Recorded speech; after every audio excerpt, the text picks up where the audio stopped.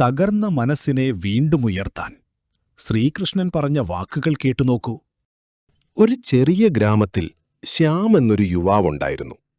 പുറത്തു നോക്കുമ്പോൾ എല്ലാം ശരിയായിരുന്നതുപോലെ തോന്നും. പക്ഷേ അകത്ത് അവൻ തകർന്നുപോയിരുന്നു.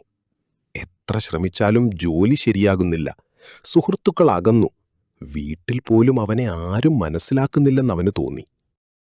ഒരു രാത്രി വളരെ വിഷമത്തോടെ അവൻ ഒറ്റയ്ക്കൊരു ക്ഷേത്രത്തിന്റെ പടിയിലിരുന്നു. മഴ പെയ്യുകയായിരുന്നു. അവന്റെ കണ്ണുകളും നിറഞ്ഞിരുന്നു. അപ്പോൾ അവിടെയുണ്ടായിരുന്ന ഒരു വൃദ്ധൻ അവന്റെ അടുത്തേക്ക് വന്നു ചോദിച്ചു, "എന്തിനാണിത്ര വിഷമം മോനെ?"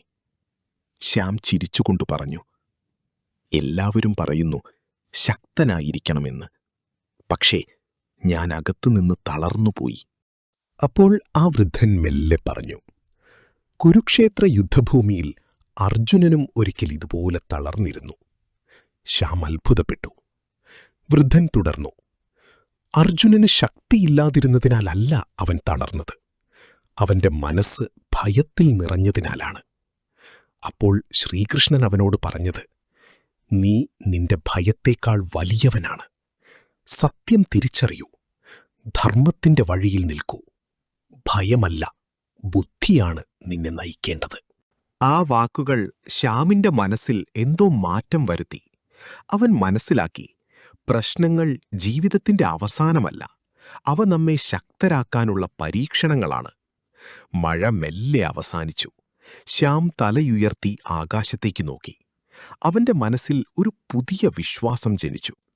ഞാൻ ഒറ്റയ്ക്കല്ല, എന്റെ കൂടെ ശ്രീകൃഷ്ണന്റെ വാക്കുകളുണ്ട്. ജീവിതത്തിൽ ചിലപ്പോൾ ഒരു ഉപദേശം മതി, തകർന്ന മനസ്സിനെ വീണ്ടും ഉയർത്താൻ. ഇന്ന് നീയും തളർന്നിരിക്കുകയാണോ? എങ്കിൽ ശ്രീകൃഷ്ണന്റെ ഈ വാക്കുകൾ ഓർക്കൂ.